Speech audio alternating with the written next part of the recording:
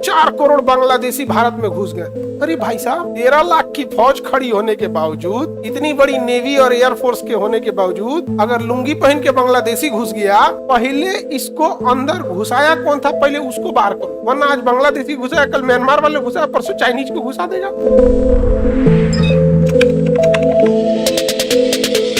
अब ये लोकसभा और राज्यसभा मिलकर यहाँ पे क्या किया जाएगा, प्रस्तुत किया जाएगा। क्या होगा, जब प्रस्तुत होगा तो इस पे क्या होगा, चर्चा के बाद मतदान। क्या होगा, मतदान। मतदान के बाद पारित हो जाएगा। क्या हो जाएगा, पारित हो जाएगा। यहाँ पर संसद में रखा जाएगा, चर्चा, प्रस्तुत किया गया, सब लोग देखिए ये विधेयक है, उसके बाद चर्चा होगा, मतदान होगा कि भैया आपको पास करना है या नहीं करना है। उसके बाद जब पारित हो जाएगा तो ये बन जाएगा बिल। क्या बन जाएगा, बिल या विधेयक। क्या बन गया, विधेयक। विधेयक अभी लागू नहीं होता है, विधेयक लागू नहीं होता। अब ये चला जाता है राष्ट्रपति के पास। कहाँ चला गया, जब राष्ट्रपति इस पर साइन कर देते हैं तो ये बन जाता है एक्ट या कानून। अब ये जाके क्या हो गया, पारित हुआ। यहाँ पर समझ में आ गया कि नहीं, कोई विधेयक हमारे पे पारित हो जाएगा, हमारे ऊपर कोई विधेयक लागू हो गया या एक्ट। तो देखो, बिल बाद में क्या बन जाता है, एक्ट। बिल बाद में क्या बन जाता है, जैसे आप एग्जाम्पल के तौर पे देखिएगा, लॉकडाउन में एक बड़ी फेमस बिल आया था, citizenship amendment bill. Citizenship amendment bill, जैसे राष्ट्रपति ने इस पे साइन किया, citizenship amendment act, citizenship amendment act हो गया। पहले सीएबी था, फिर सीएए हो गया। हो गया कि नहीं हो गया, बड़ी बवाल हुआ था इस सब पे लेके कि ये होगा वो होगा ऐसे वैसे। हालांकि इंडिया में मीडिया ज्यादा ही हल्ला कर देती है, नहीं समझे हुआ क्या चीज। हाँ, यहाँ पे तो मीडिया में देखिएगा ये सब चलते रहेगा।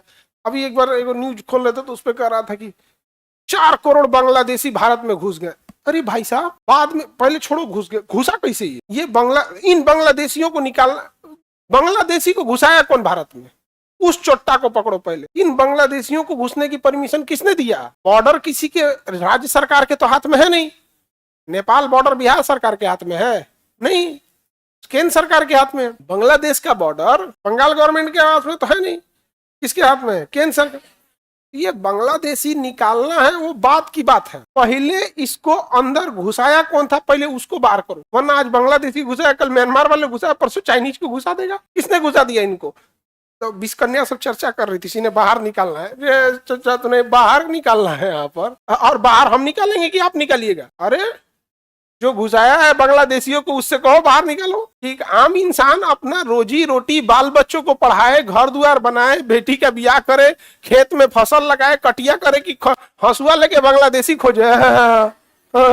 एक नागरिक का काम क्या होता है, एक इंसान टैक्स क्यों दिया, उस टैक्स से भारी भरकम 13 लाख की फौज खड़ी, 13 लाख की फौज खड़ी होने के बावजूद, इतनी बड़ी नेवी और एयरफोर्स के होने के बावजूद, अगर लुंगी पहन के बांग्लादेशी घुस गया तो भैया हमारे ऊपर दुनिया हंसेगी कि नहीं हंसेगी। आगे बढ़ते हैं। कौन है ठाकुर साहब, कौन सा 2017 में घुसा था सब बांग्लादेशी सब, 2017 में जब वहां पे रोहिंग्या आए थे सब ना, तो रोहिंग्यों को म्यांमार ने भगाया, वो बांग्लादेश में घुसे सब, अब बांग्लादेश से भारत में घुसे। रोहिंग्यों की समस्या 2017 में आप न्यूज पे देखे होंगे ना, बहुत सारे रोहिंग्यों को मार दिया गया था म्यांमार में, तो एक्चुअली वो बांग्लादेश के नहीं म्यांमार के थे सब। तो म्यांमार वाला भगाया तो कहाँ भागे सब, बांग्लादेश। अब बांग्लादेश वाला भगाया तो कहाँ भाग गए सब, अब भारत में